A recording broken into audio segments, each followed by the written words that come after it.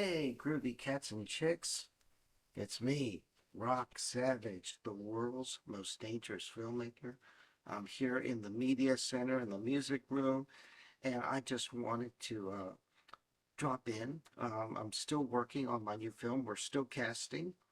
Hopefully, all the scripts have been written because I'm quick that way. I wrote the script for all three short stories, or actually four short stories there, and working on an alternative one in case one doesn't work out. But we're doing pretty good here. And I just want to remind you to support independent cinema because Hollywood ain't what it used to be. It still sucks. As a matter of fact, Hollywood can't stop sucking.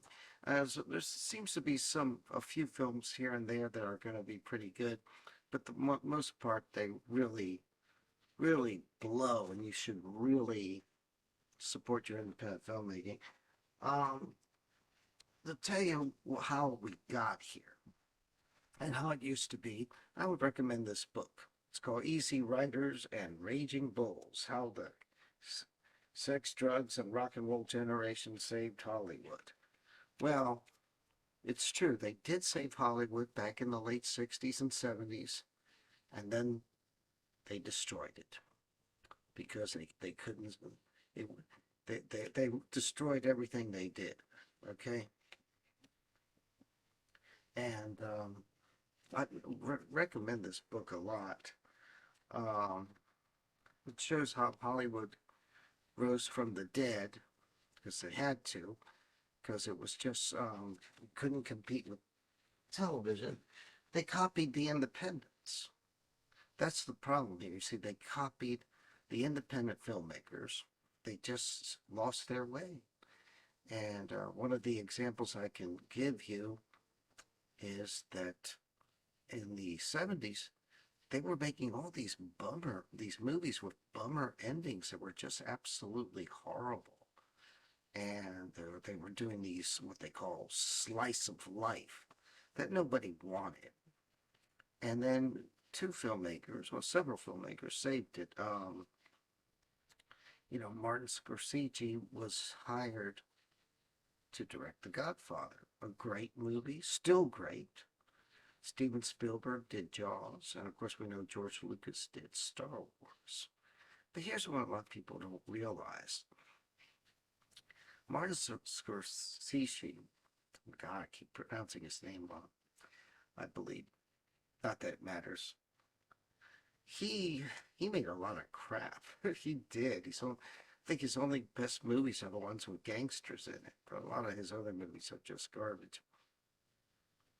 But here's the mindset that Hollywood had, and Spielberg and Lucas pulled their heads out of their ass, because you had great independent filmmakers like Roger Corman was still out there, Ted V. Nichols, Herschel Gordon Lewis, Dave Freeman. They were out there doing their thing and being very groovy and independent.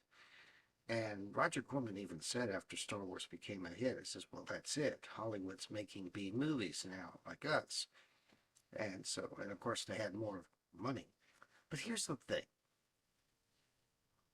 There still was one of the reasons why, and we should continue to, we need to destroy Hollywood. It has to be destroyed. And when I say by destroy, it has to be decentralized. We need to have filmmakers in almost every state making movies so that they'll be unique and we'll have more variety to choose from. I am going to warn you guys who want to be filmmakers, you're not going to be filthy rich.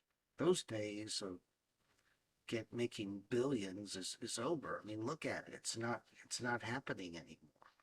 So, if you want to make movies, it's because you're passionate about it. You're not going to, it's going to be a side hustle. You're not going to make a lot of money out of it. I think I've mentioned this before and I'm mentioning it again. That is, if you want to be independent. You want to work for a big studio, then hey, you're not independent. You're working for the man. But what's interesting is, I'll tell you an interesting story. That it shows a conflict of interest of why you can't trust critics. Pauline Kahn, I believe that was her name. I think she may be dead now. Nasty old lady, I think. She wrote a book called Kiss Kiss Bang Bang. I lost it at the movies. And she was a horrible human being. She was very nasty the way she talked, and a terrible critic. She liked boring movies, in my opinion. She hated Dirty Harry, called it fascist when it was a great film. Quentin Tarantino explains in one of his books that why it's not fascist, but try to explain that to a psychotic feminazi liberal. It's not, they don't understand because she didn't live in the real world. And she was upset when George Lucas made Star Wars. She said because he and Spielberg created the summer blockbuster. And she didn't like that. She said, well, what happened when every movie we were making was a personal or political statement?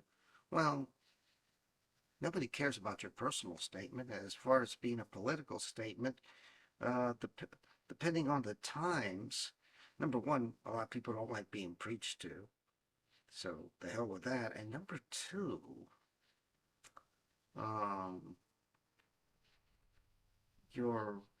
nobody wants to pay for propaganda. Nobody wants it. And your personal statement, well, if it's too personal, we might not be able to relate to you, especially if you're working in Hollywood.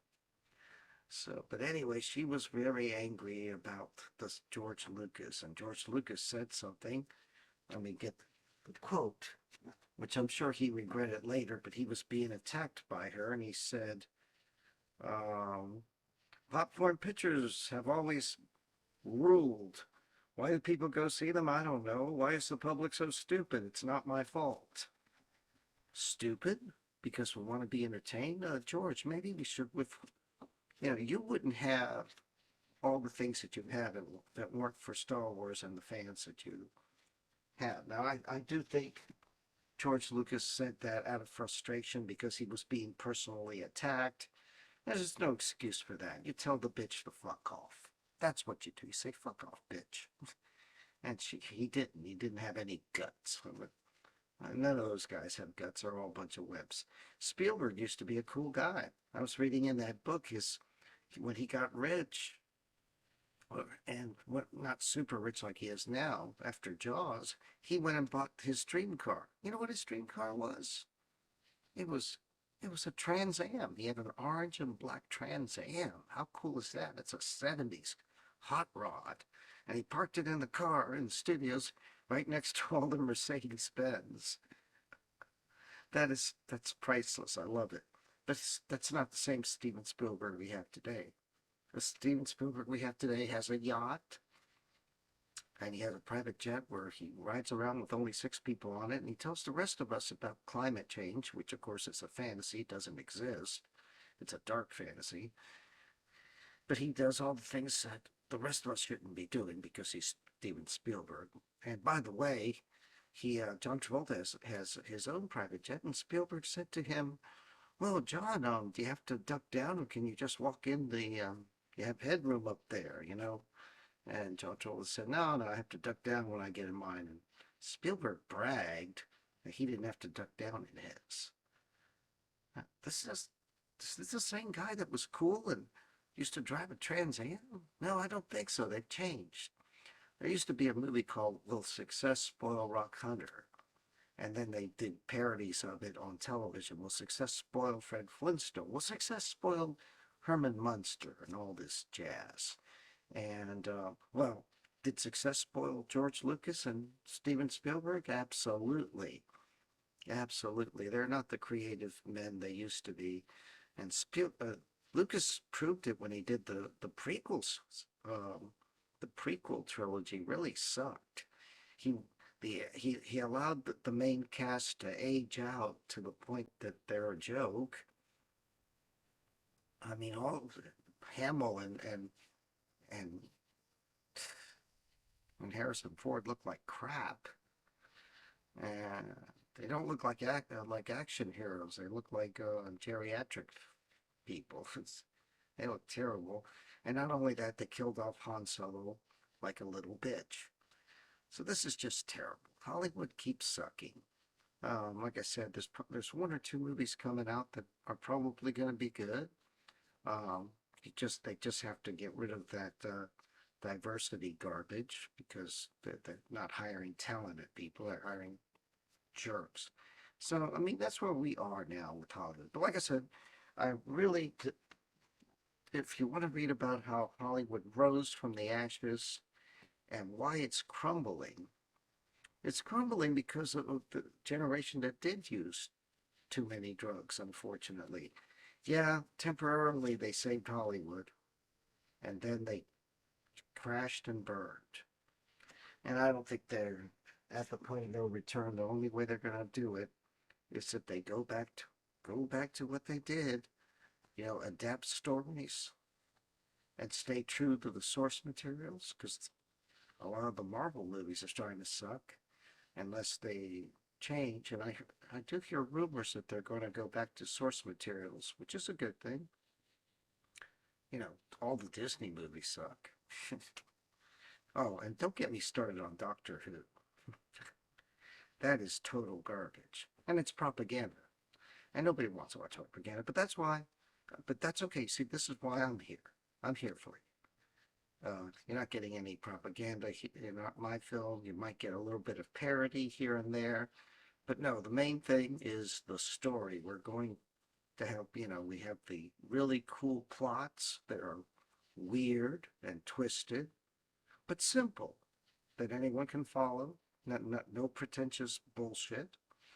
Lots of action, adventures, heroes who are a bunch of smartasses and kick ass and take names. Well, sometimes they don't even bother to take names. So anyway, I don't monetize my videos because I want to be uncensored and free. So I'd appreciate if you go to my website. I'm going to put a link down below, www.savagefilmgroup.com, and buy some of my DVDs. You won't regret it. Also, if you click on there on one of the movies, it'll take you right to my wife's Etsy store, which she sells a lot of other groovy stuff. We've got candles of your favorite cryptid monsters, Mothman, the Flatwood Monster, the Goat Man, and coming soon some more monsters and other stuff. And of course, candles of our Savage Film Group characters and other fine jewelry and other stuff like that. Also, like I said, also we have CDs with our audio books / radio shows, because audiobooks, a lot of them are really old school radio shows.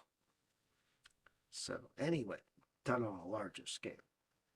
So you should go there, buy some stuff, and that keeps us going, and the money will be put into the film that we'll be making soon, and start filming, hopefully, cross our fingers, in September.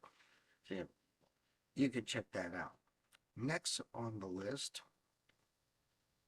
one of the things I wanted to tell you is that keep in mind, I think you should, when you subscribe to our channel, that we are on many different platforms to make sure that you can find us in case anything goes wrong or sideways with a existing platform. We are on, of course, YouTube.